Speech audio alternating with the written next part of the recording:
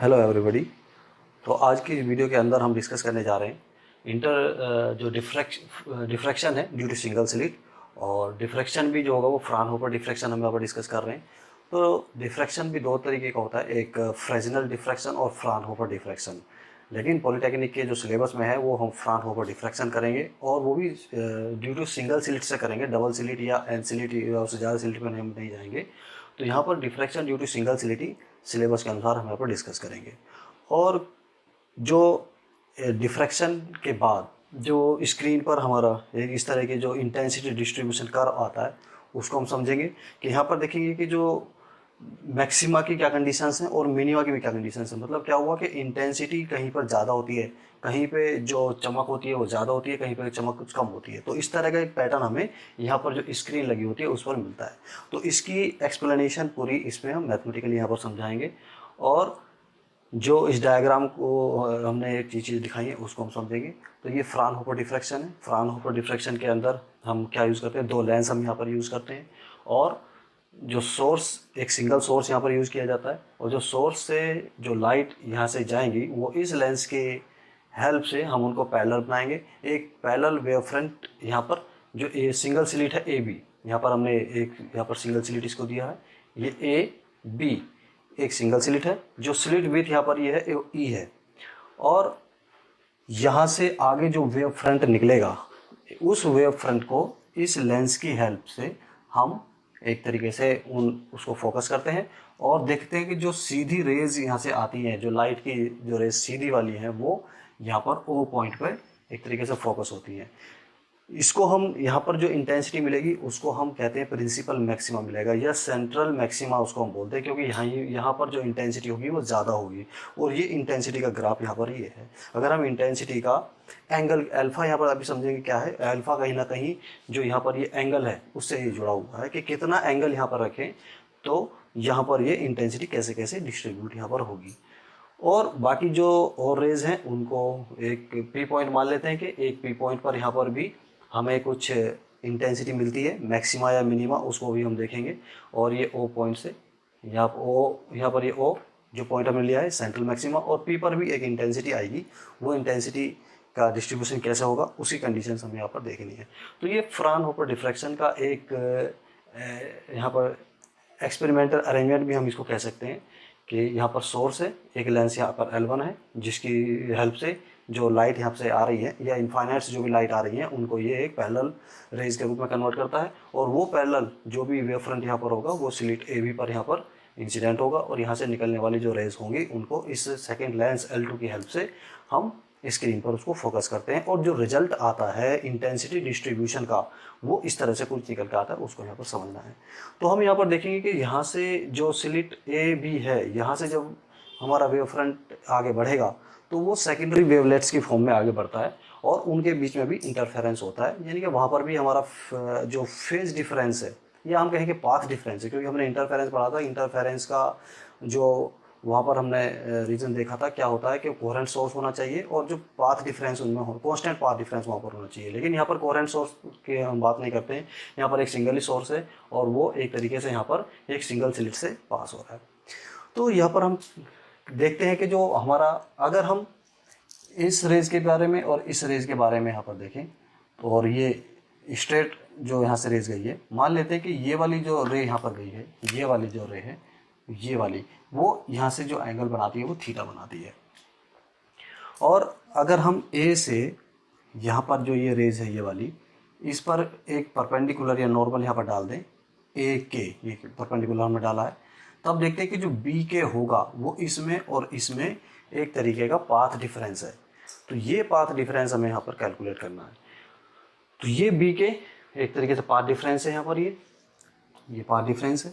और इसको अगर हमें कैलकुलेट करना हो इस ट्राइंगल में ए बी के में, क्योंकि ये एंगल यहाँ पर 90 होगा, और अगर ये एंगल थीटा है तो ज्योमेट्री के हिसाब से हम देखेंगे ये एंगल भी यहाँ पर थीटा आएगा, यानी कि बी ए के जो एंगल है यहाँ पर ये भी थीटा आएगा।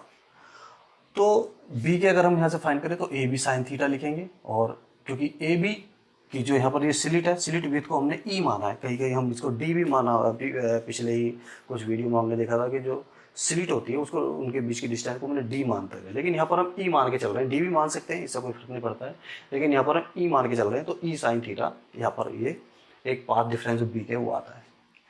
हम जानते हैं कि जो फेज डिफरेंस है और पाथ डिफरेंस है उसमें एक रिलेशन होता है कि phase difference is equal to 2π/λ into path difference, और पाथ डिफरेंस यहाँ पर क्या है बी के, तो बी के की वैल्यू ये वाले उठाकर हम यहाँ पर रख देते हैं, तो ये निकल के आएगा 2π/λ ई साइन थीटा।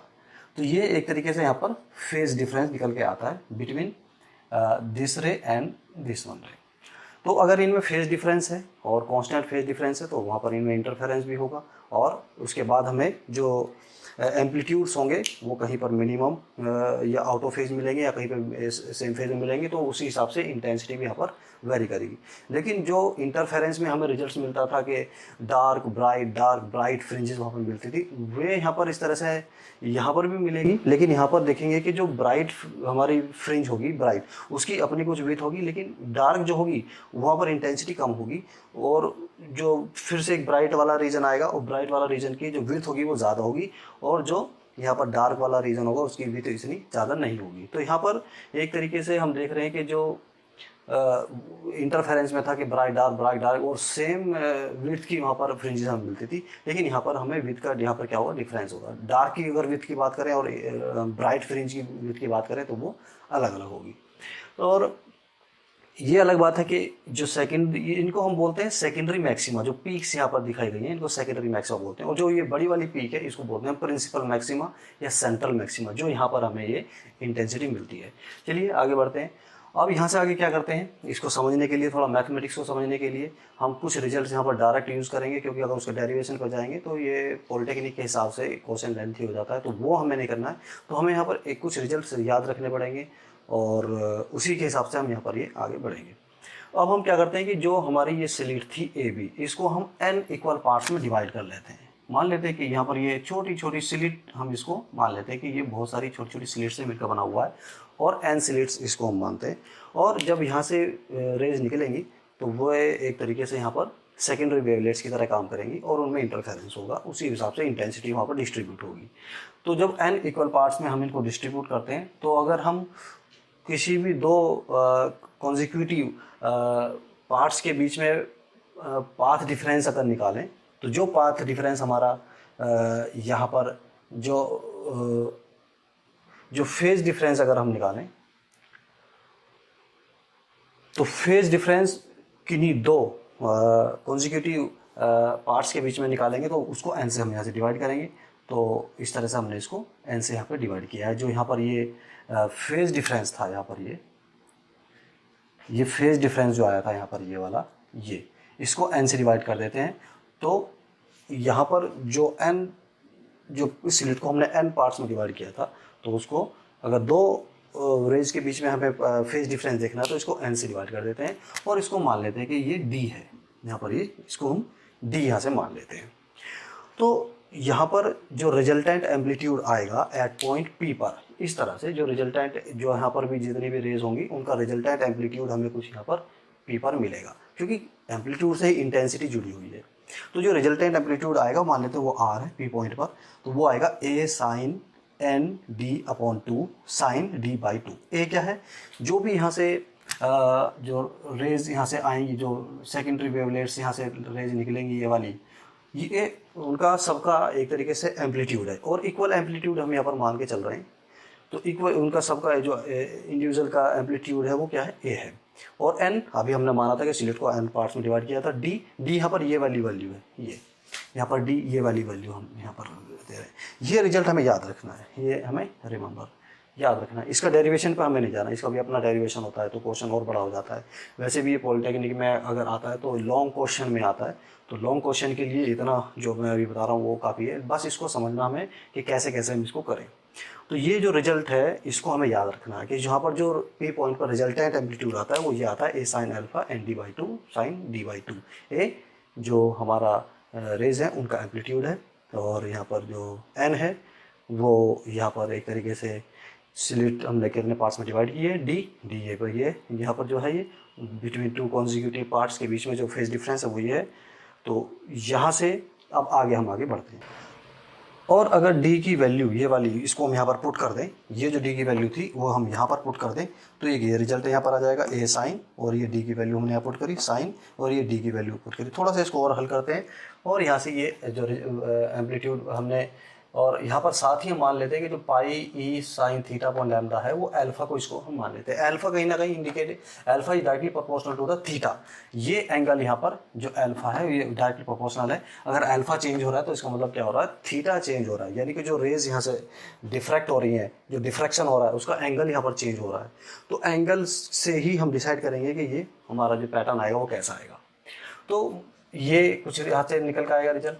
और क्योंकि एन हमने उसको छोटे छोटे बहुत ज़्यादा पार्ट्स में डिवाइड किया है, तो अल्फा अपॉन एन एक तरीके से ये बहुत छोटी वैल्यू होगी, तो साइन थीटा बराबर थीटा भी वहाँ पर हम लगा देते हैं। तो यहाँ पर उससे साइन थीटा बराबर थीटा करेंगे, तो क्योंकि स्मॉल है तो यहाँ पर ही अल्फा अपॉन एन इसको हम लिख सकते हैं अप्रोक्सीमेटली अपने रिजल्ट को थोड़ा क्लोज जाने के लिए।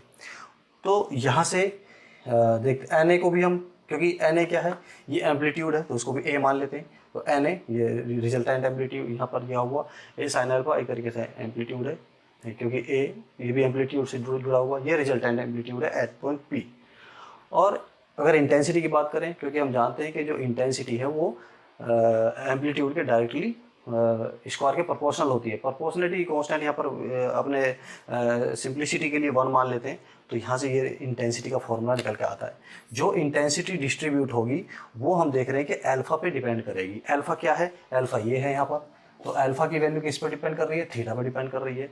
तो हम ये जो हमारी इंटेंसिटी आई है, ये इंटेंसिटी अल्फा के साथ कैसे कैसे वेरी कर रही है, इस ग्राफ को अब हम यहाँ से आगे समझेंगे। इसको हम कहते हैं for maxima and minima. Maxima का मतलब क्या हुआ, जब एक से ज़्यादा मैक्सिमा पीक पॉइंट्स हमें मिलते हैं। मिनिमा मतलब एक से ज़्यादा मिनिमम हो। तो हम यहाँ पर देख रहे हैं कि ये जो नीचे वाले पॉइंट है, यहाँ पर इंटेंसिटी 0 है, ये जो पॉइंट है ये सारे मिनिमा के पॉइंट है। और जो हम यहाँ पर देख रहे हैं कि जो ये वाला पीक जो है, ये जो पीक्स हैं ये मैक्सिमा के पॉइंट है। ये है प्रिंसिपल मैक्सिमा, ये है बाकी सेकेंडरी मैक्सिमा। सेकेंडरी मतलब जो बाद वाले मैक्सिमा इंटेंसिटी वहाँ पर आती है। तो ये ओ के ऊपर भी और ओ से जो पोजीशन है नीचे भी हमें इस तरह का इंटेंसिटी का डिस्ट्रीब्यूशन यहाँ पर देखने को मिलता है। अब देखते हैं कि इंटेंसिटी मिनिमम कब होगी। फॉर मिनिमम इंटेंसिटी की अगर बात करें तो हम ये कहेंगे कि अगर इंटेंसिटी मिनिमम है तो ये वाला पार्ट मिनिमम होना चाहिए। मिनिमम का मतलब कितना हो सकता है, 0 हो सकता है, तो इसको 0 रखेंगे। ये हम कहेंगे साइन अल्फा बराबर 0, या अल्फा बराबर प्लस माइनस एम पाई यहाँ पर करेंगे। एम पाई एम यहाँ पर क्या है 1 2 3 4 पाई इस तरह से रखेंगे। और एम की वैल्यू जब हम 1 रखेंगे तो पाई आ जाएगा। इसका मतलब क्या हुआ, पाई अल्फा की वैल्यू पाई है, तो अल्फा को हम यहाँ से इसमें लिख सकते हैं। और जब अल्फा को यहाँ पर देखेंगे तो ये इक्वेशन आ जाएगी साइन थीटा बराबर प्लस माइनस एम लैम्डा। और यहाँ पर हम और देखते हैं कि यहाँ अगर अल्फा को हम इसके बराबर यहाँ पर रख दें एम पाई में, तो ई साइन थीटा, यहाँ पर ई भी निकल के आएगा ये, तो ई साइन थीटा। तो ये जो इक्वेशन यहाँ पर है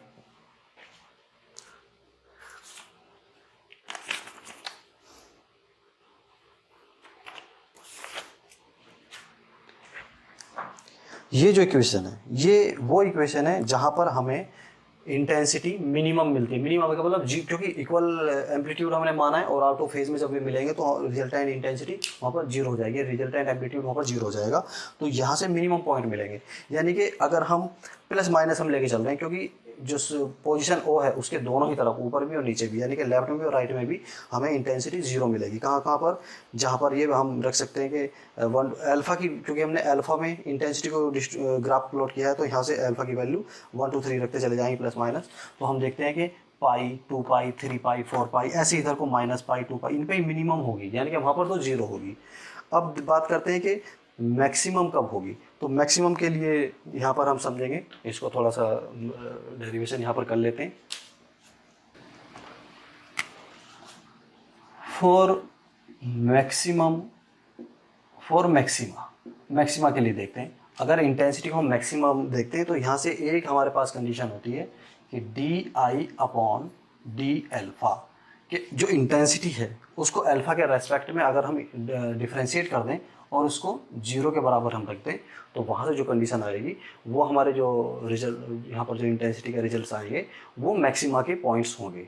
तो ये है मैक्सिमा के लिए कंडीशन। इसका मतलब क्या, इसको हम एक बार डिफ्रेंशिएट कर दें और यहाँ पर इसको रखें। और इसको डिफ्रेंशिएट कैसे करेंगे, क्योंकि ये तो एक डिवीजन में भी है, तो हम सिंपल इसमें मैथमेटिक्स लगाएंगे। कैसे, तो यहाँ पर ये d/d अल्फ़ा ये हो गया, और यहाँ से ये a स्क्वायर तो यहाँ पर कांस्टेंट होगा, और साइन स्क्वायर अल्फ़ा अपॉन यहाँ पर अल्फ़ा स्क्वायर, और बराबर इसको 0 पुट करेंगे। तो यहाँ से a स्क्वायर तो बाहर ही आ जाएगा क्योंकि कांस्टेंट है। अब इन दोनों को अगर हम यहाँ से इंटीग्रेट अगर करें तो एक तरीके से स्क्वायर है इस पर, तो यहाँ से 2 साइन अल्फ़ा अपॉन अल्फ़ा आएगा, और ब्रैकेट में यहाँ से इसको देखेंगे तो alpha cos alpha minus sine alpha upon में यहाँ पर एक तरीके से अल्फ़ा स्क्वायर यहाँ से निकल के आएगा, और ये बराबर 0 ये यहाँ से निकल के आता है। और जब इसको थोड़ा सा और हम यहाँ पे हल करेंगे तो देखते हैं कि अल्फ़ा बराबर यहाँ से निकल के जाता है वो 10 अल्फ़ा निकल के यहाँ से आएगा। तो ये इक्वेशन यहाँ से निकल के आती है। अब हम यहाँ से अगर इस इक्वेशन को प्लॉट करें तो ये एक तरीके से बहुत बड़ा अपने आप में एक मैथमेटिक्स में लगती है, लेकिन हमें पूरे इसमें डेरिवेशन पर नहीं जाना है। और यहाँ से हम देखेंगे कि जो पॉइंट्स हमें मैक्सिमा के मिलेंगे वो कौन कौन से होंगे। और इस इक्वेशन को ग्राफिकली सोल्व किया जाता है, उतने बड़े कैलकुलेशन पर हम नहीं जाएंगे। और यहाँ पर हम देखेंगे कि जो मैक्सिमम मिलेगा वो अल्फ़ा = 0 के लिए और 3π/2 के लिए, क्योंकि ग्राफिकली सोल्व इसको करना पड़ता है। तो ग्राफिकली जब सोल्व करेंगे तो, और ग्राफिकली कैसे करेंगे, यहाँ से हम y = अल्फ़ा मान लेंगे, और y बराबर क्या हो जाएगा यहाँ से 10 अल्फ़ा, एक तरीके से ये आ जाएगा। तो इन दोनों इक्वेशन को जब ग्राफिकली प्लॉट करेंगे तो उनका इंटरसेक्शन जो आएगा वहाँ से कुछ हमारे अल्फ़ा की वैल्यूज़ आएंगी, तो वो ये होंगी एक तरीके से 5π/2 और 7π/2। तो ऐसे ही ये वाली इन वैल्यूज़ पे हम देखेंगे कि जो इंटेंसिटी होगी वो मैक्सिमम मिलेगी। ये मैक्सिमम मतलब क्या हुआ, अल्फ़ा बराबर जब यहाँ पर 0 होगा, अल्फ़ा कहीं ना कहीं कहाँ से जुड़ा हुआ है, थीटा से जुड़ा हुआ है, तो ये थीटा से जुड़ा हुआ है। तो हमने यहाँ पर अल्फ़ा को दिखाया है, तो अल्फ़ा जब 0 होगा तो इंटेंसिटी मैक्सिमम होगी। तो यहाँ से I0 हम इसको कर सकते हैं, क्योंकि यहाँ पर एक तरीके से ये वाली अल्फ़ा = 0 पर है, यहाँ पर ये इसको सेंट्रल मैक्सिमा कहेंगे, और यहाँ पर ये मैक्सिमम इंटेंसिटी आएगी।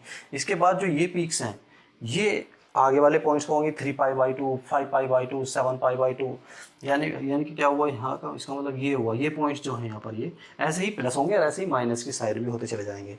तो I1 की अगर बात करें, I1 का मतलब है ये क्या है, ये जो सेकेंडरी मैक्सिमम है, पहली वाली जो पीक है ये वाली, ये सेकेंडरी मैक्सिमम है I1 अपना। फिर इसके बाद जो अगली है तो ये I1 को देखेंगे वो इस वाले पॉइंट पे मिलेगी, और जो इसकी वैल्यू निकल के आती है वो यहाँ से इसकी वैल्यू निकल के आती है एक तरीके से। और यहाँ पर जो इंटेंसिटी एक तरीके निकल के आती है वो आती है a² निकल के आती है, ये वाली मैक्सिमम इंटेंसिटी यहाँ पर होती है। और I1 इस वाले पॉइंट पे मिलती है, और उसकी जो वैल्यू होती है मैं डायरेक्ट यहाँ से लिख देता हूँ। जो I1 आती है वो लगभग a²/22 आती है, मतलब पहली वाली इंटेंसिटी से कम आती है। तो पहली वाली जो इंटेंसिटी यहाँ थी 0 वाली, लेकिन ये कम आएगी। इसके बाद जो I2 की बात करें, I2 का मतलब इस वाले पॉइंट पे जो इंटेंसिटी मिलेगी वो आती है a²/61 इस तरह से। तो इस तरह से ये इंटेंसिटी, ये वाली इंटेंसिटी और भी कम है, तो आगे वाली भी इंटेंसिटी इस तरह से यहाँ पर मिलती चली जाती है। तो उस हिसाब से ग्राफ प्लॉट हो जाता है, और एक इस तरह का हमें डिफ्रैक्शन पैटर्न स्क्रीन पर हमें मिलता है वहाँ पर ये। तो ये इंटेंसिटी का डिस्ट्रीब्यूशन, फ्राउनहोफर डिफ्रैक्शन क्या होता है, इंटेंसिटी का डिस्ट्रीब्यूशन यहाँ पर कैसे होता है। और जो यहाँ पर और भी क्वेश्चंस आते हैं कि जो यहाँ पर सेंट्रल मैक्सिमा है उसकी विड्थ क्या होती है, ये विड्थ यहाँ पर क्या होती है, या एंगुलर विड्थ यहाँ पर क्या होती है। जो सेकेंडरी मैक्सिमा है उनकी विड्थ क्या होती है। कभी कभी इस पर छोटे छोटे क्वेश्चन न्यूमेरिकल आ जाते हैं, तो उसको भी हमें डेरिवेशन नहीं करना है, बल्कि जो उसके रिजल्ट से हमें याद रखने हैं। Width of principal maxima, width of principal maximum, जो यहाँ पर ये प्रिंसिपल मैक्सिमम है उसकी विड्थ कितनी चौड़ाई उसकी होगी, अगर उसको हम कैलकुलेट करें तो ये निकल के आएगी यहाँ से एक तरीके से 2D λ/d, ये यहाँ से निकल के आती है। इसका मतलब ये हुआ कि स्लिट विथ, यानी कि जो विथ है it is inversely proportional to the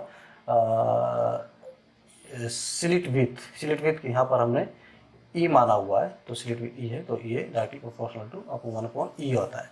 यानी कि स्लिट विथ जितनी कम होगी, यानी कि यहाँ पर जो स्लिट विथ जितनी कम उसकी थिकनेस होगी, जो चौड़ाई यहाँ पर उसकी विड्थ कम होगी, उतनी ही जो विड्थ है प्रिंसिपल मैक्सिमा की वो ज़्यादा होगी। यानी कि हमें जो ये इसका जो विड्थ है वो ज़्यादा बड़ा हमें मिलेगा, क्योंकि ये कम होगा तो ये ज़्यादा होगा, इस तरह से।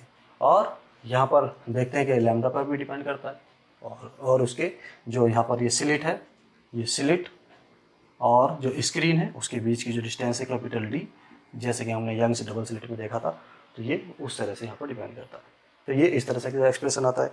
इसके बाद जो angular width of principal maxima आती है, angular width of principal maxima, जो प्रिंसिपल मैक्सिमा उसकी एंगुलर विथ यानी कि एंगल के साथ अगर उसको देखें कि वो कितने एंगल कितने वाइड एंगल पे होगी, तो ये थीटा इसको हम कहते हैं। और जो ये निकल के आता है, ये निकल के आता है 2 लैम्डा अपॉन ई, ये यहाँ से निकल के आता है। ई क्या है, यहाँ पर स्लिट विथ है, और फिर ये भी स्लिट एंगुलर स्प्रेडिंग जो हमारी स्लिट विथ पे डिपेंड करती है और यूनिवर्सली करती है। तो इस तरह से हम उसकी ये एंगुलर विथ भी यहाँ से निकाल सकते हैं। तो फ्राउनहोफर डिफ्रैक्शन के अंदर हमें ये चीज़ें इसमें क्लियर कर लेती, और अगर हम स्टेप बाय स्टेप इसको समझेंगे तो याद करना बहुत आसान है।